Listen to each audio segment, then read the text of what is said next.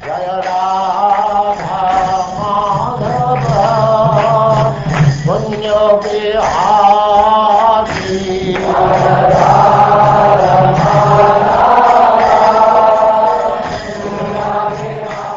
And now chapter 29, Bhakti Yoga.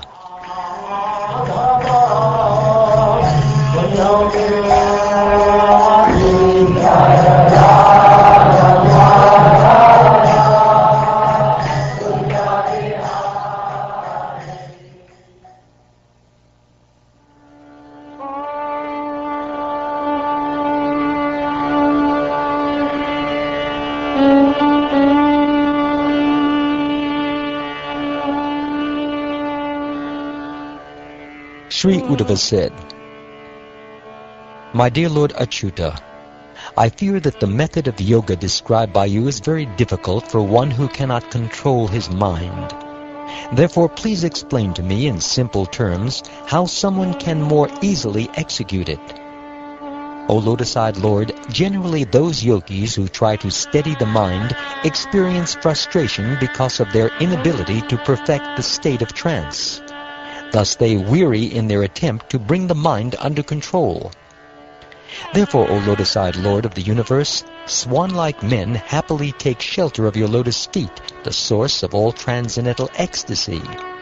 But those who take pride in their accomplishments in yoga and karma fail to take shelter of you and are defeated by your illusory energy. My dear infallible Lord, it is not very astonishing that you intimately approach your servants who have taken exclusive shelter of you.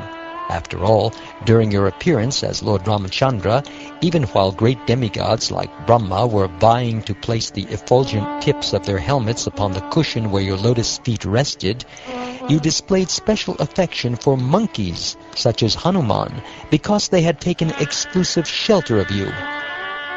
Who then could dare reject you, the very soul, the most dear object of worship, and the Supreme Lord of all?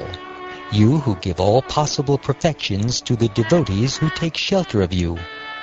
Who could be so ungrateful knowing the benefits you bestow? Who would reject you and accept something for the sake of material enjoyment, which simply leads to forgetfulness of you? And what lack is there for us who are engaged in the service of the dust of your lotus feet? O my Lord, transcendental poets and experts in spiritual science could not fully express their indebtedness to you, even if they were endowed with the prolonged lifetime of Brahma, for you appear in two features, externally as the Acharya and internally as the Supersoul, to deliver the embodied living being by directing him how to come to you.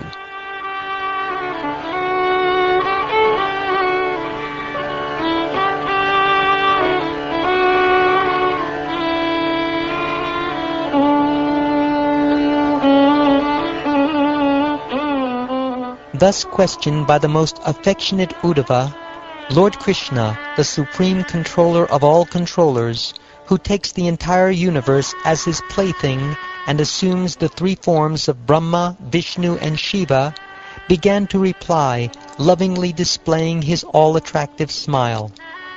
The Supreme Personality of Godhead said, "Yes, Uddhava, I shall describe to you the principles of devotion to me, by executing which a mortal human being will conquer unconquerable death.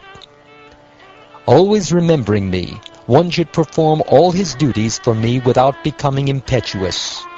With mind and intelligence offered to me, one should fix his mind in attraction to my devotional service.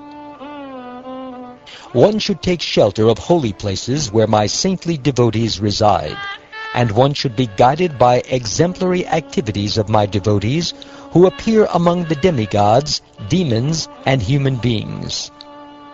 Either alone or in public gatherings, with singing, dancing, and other exhibitions of royal opulence, one should celebrate those holy days, ceremonies, and festivals set aside specially for my worship.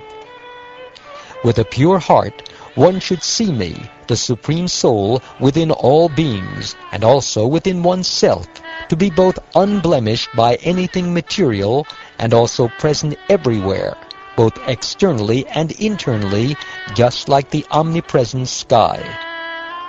O brilliant Uddhava, one who thus views all living entities with the idea that I am present within each of them, and who, by taking shelter of this divine knowledge, offers due respect to everyone, is considered actually wise. Such a man sees equally the Brahmin and the outcast, the thief and the charitable promoter of Brahminical culture, the sun and the tiny sparks of fire, the gentle and the cruel. For him who constantly meditates upon my presence within all persons, the bad tendencies of rivalry, envy, and abusiveness, along with false ego, are very quickly destroyed.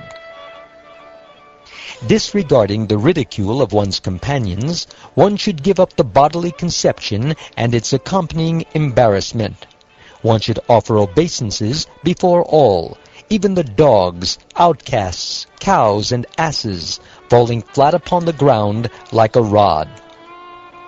Until one has fully developed the ability to see me within all living beings, one must continue to worship me by this process with the activities of his speech, mind, and body. By such transcendental knowledge of the all-pervading personality of Godhead, one is able to see the absolute truth everywhere.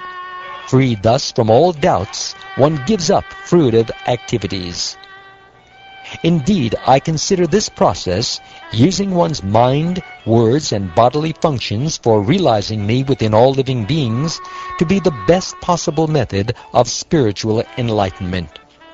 My dear Uddhava, because I have personally established it, this process of devotional service unto me is transcendental and free from any material motivation. Certainly a devotee never suffers even the slightest loss by adopting this process.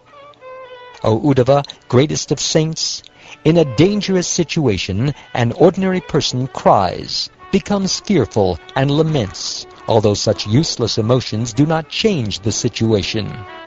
But activities offered to me without personal motivation, even if they are externally useless, amount to the actual process of religion.